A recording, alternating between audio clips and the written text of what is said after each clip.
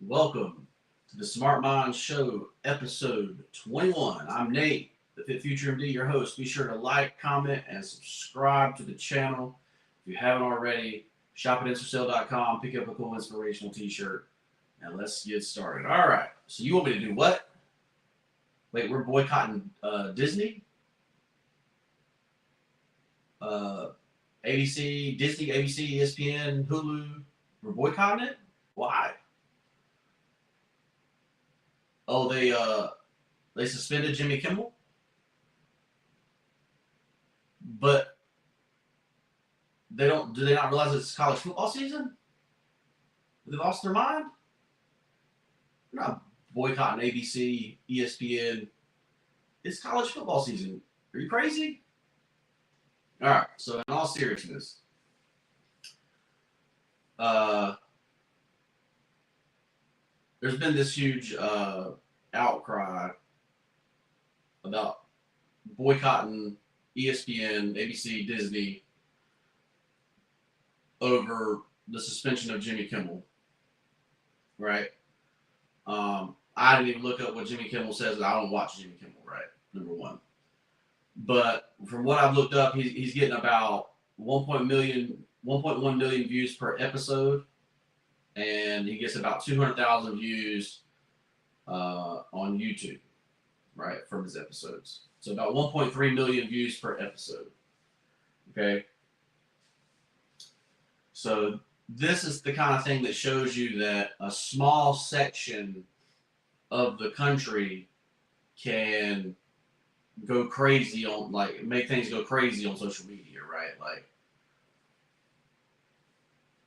I've seen probably 30 videos talking about boycotting ESPN. I'm like, it's not going to work, right? ESPN, this is college football season. This is ESPN's biggest time of the year, right? ESPN's not going nowhere, right?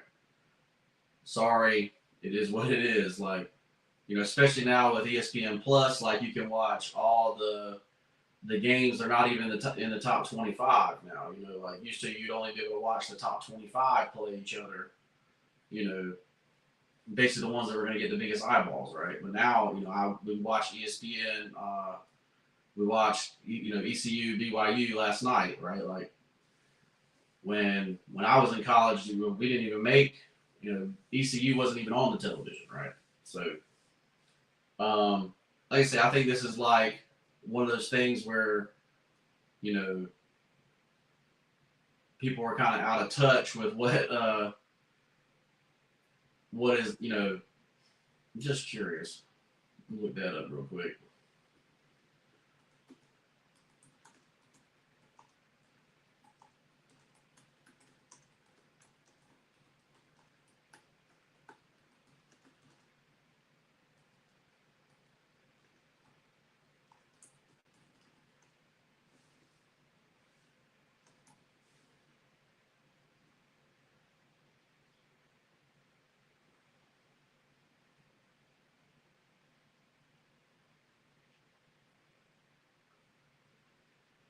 All right, so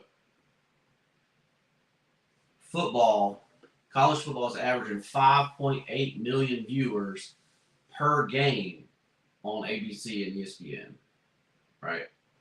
And you're talking about the outrage of 1.3 million people that actually watch Jimmy Kimmel, right?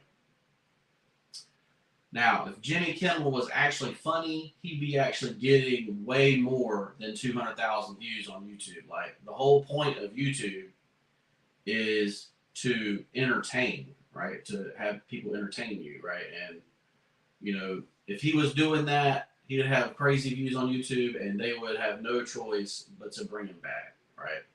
But you're talking about 1.3 million views versus 6 million views. You're definitely outnumbered here. But let me know what you guys think in the comments below. Like, if you're a college football fan, are you going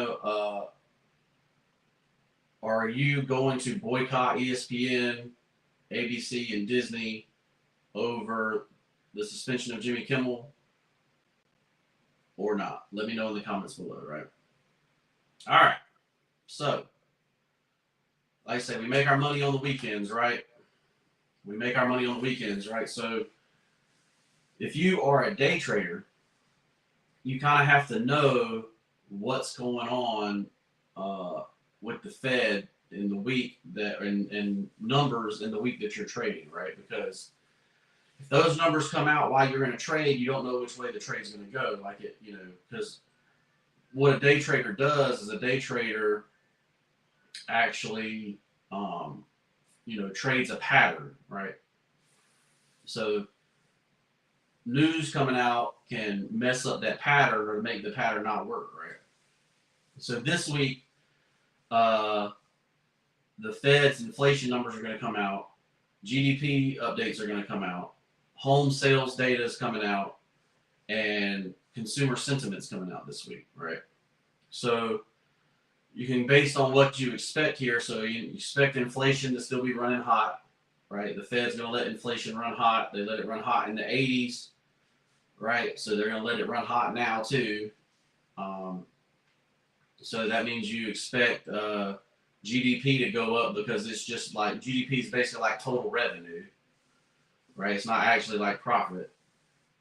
Home sales data, it's summer home sales, so usually home sales go up in the summer, so you should see that going up slightly, but it still may be historical lows. It's been historical lows for a minute.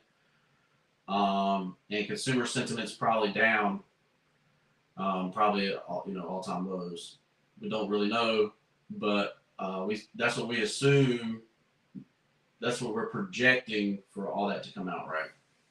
So what does that mean for us? That means, if we're going to day trade this week, or even swing trade, if you're a swing trader, you're going to use caution this week.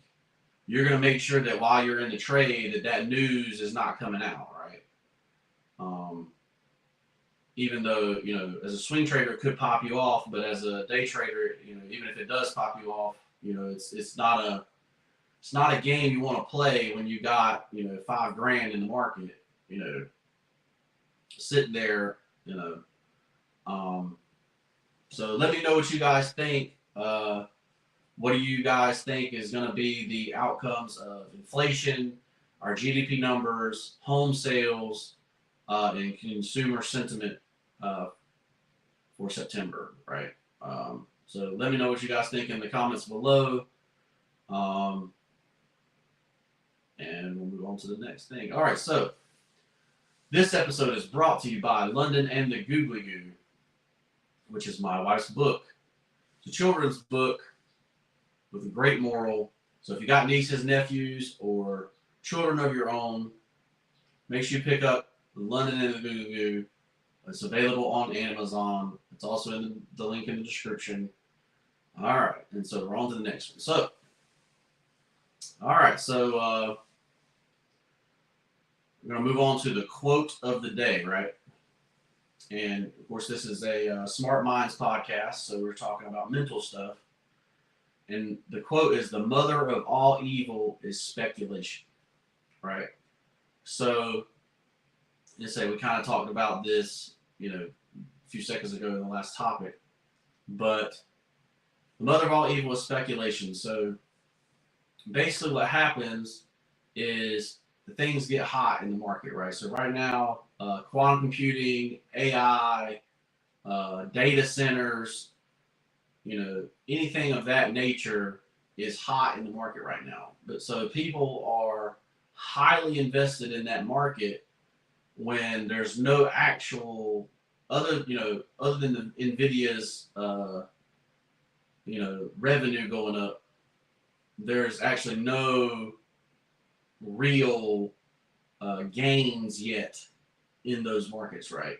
Like, say you got, basically people making AI agents and AI chatbots and that kind of stuff. And yes, they are helpful, but you're not talking about, OpenAI is actually open source stuff. So basically anybody can take, that AI and make it themselves and make it better, right? So that's basically what XAI has done, right? So, so basically everybody's speculating on this market, right? And there's famous stories from back in the day about like grain markets and stuff like that, where you buying in the grain market, it pops. You buying in the grain market, it pops. You buying in the grain market, it pops, and all of a sudden it doesn't pop, and you lose everything. People lose everything, right? So that's kind of what happens in the stock market too, right? So we talk about the history of bubbles, right? And everybody talks about the great 2001 bubble that popped with the internet, so the internet bubble. Obviously, you got the housing crisis in 2008, COVID 2020, right? But basically, all this stuff is overvalued, right? It's not actually worth what it's trading for right now. So it's speculation. And so what's the evil part about it is that the one that usually ends up holding the bag are the people with pensions, right? So people relying on the money to retire, to live on when they're old, that kind of thing, right? So during 2008, you had people that should have retired, long ago, continued to work into their mid 70s, because the bubble popped and they just didn't have the money to retire, right? So that's why speculation is the mother of all evil. And honestly, it's definitely like something that's hard not to get into, right? Because you got so many things flying up right now, especially like, Bitcoin's been flying up, Ethereum's been flying up, all that stuff is speculation. It doesn't make money, right? There's no business behind it. There's no revenue behind it, right? It's all speculation. It's all, you're purchasing it all for appreciation, the value of the stuff going up, right? So that's the quote of the day. The mother of evil is speculation, right? So, all right, we're going to move on to the last topic of the day. And I'm going to talk about the butterfly effect, right? So, the butterfly effect basically states that tiny changes can create huge outcomes in systems, right? It's called the butterfly effect. So basically the idea is that a butterfly flapping its wings in Thailand can cause a tornado in Texas, right? So the butterfly effect is basically the butterfly effect for us, me as a life coach, right? So I'm a life coach. The butterfly effect for us is that small habits every day can lead to big outcomes later, right? So wake up early. You don't wake up early to BS. You wake up early to work, right? To do some kind of work, right? So right now I'm up early making this podcast for you guys. Hopefully you're learning something from this podcast. Hopefully you're becoming a smart mind, right? So then you read for 10 minutes a day on the subject you're trying to learn, right? So whatever that is, like I read Elon Musk's book, last week, learning about business, right? Because obviously I'm a business owner, right? I own InstaSell.com.